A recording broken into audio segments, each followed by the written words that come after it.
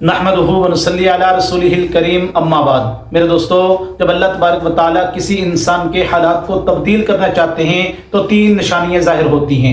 वो तीन निशानियां कौन सी हैं मैं आपको बतलाता हूँ, मेरी बात को तवज्जो से सुने। कहते हैं जो इंसान हालात खुद तब्दील न करना चाहे, अल्लाह भी ऐसे बंदे के हालात को नहीं बदलते। कुरान मजीद के अंदर अल्लाह तबारक व तआला ने हज़रत यूसुफ अलैहिस्सलाम का वाक़या बयान किया है।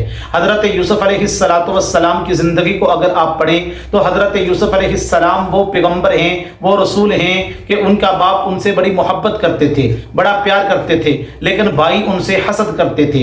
इस हसद की बुनियाद पर हज़रत यूसुफ अलैहिस्सलाम के ऊपर मुश्किलात आती हैं भाइयों की तरफ से। जितने भी इम्तिहानात आए, हज़रत यूसुफ अलैहिस्सलाम ने अल्लाह तबारक व तआला पर तवक्कुल, यकीन और सब्र, इन तीन चीज़ों का दामन नहीं छोड़ा। और एक वक्त वो आया कि अल्लाह तबारक व तआला ने हज़रत यूसुफ अलैहिस्सलाम को वक्त का बादशाह बना दिया।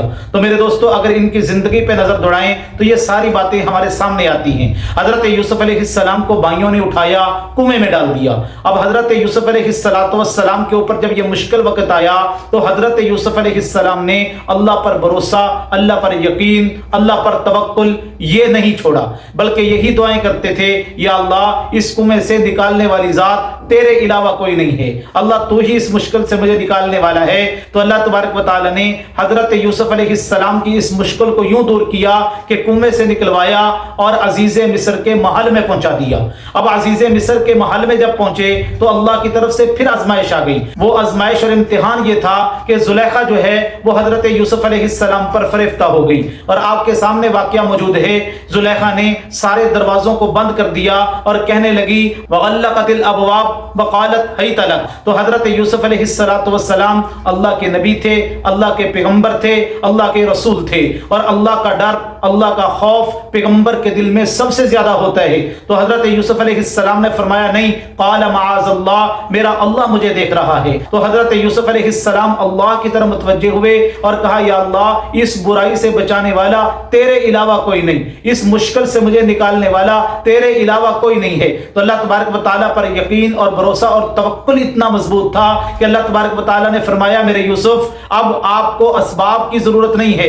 याद रखें, जब अल्लाह तबारक व तआला अपनी कुदरत के फैसले फरमाते हैं तो असबाब के साथ भी बंदे की मदद फरमाते हैं और असबाब के बगैर भी अल्लाह तबारक व तआला अपने बंदे की मदद फरमाते हैं। अब ताले लगे हुए हैं, अल्लाह तबारक व तआला फरमाते हैं, मेरे यूसुफ अब दौड़ना तेरा काम है और इन तालों को तोड़ देना ये तेरे खुदा का काम है। तो अल्लाह तबारक व तआला पर भरोसा और यकीन और सब्र इतना मजबूत था, इस मुश्किल से भी अल्लाह तबारक व तआला ने हजरत यूसुफ अलैहिस्सलाम को निकाल दिया।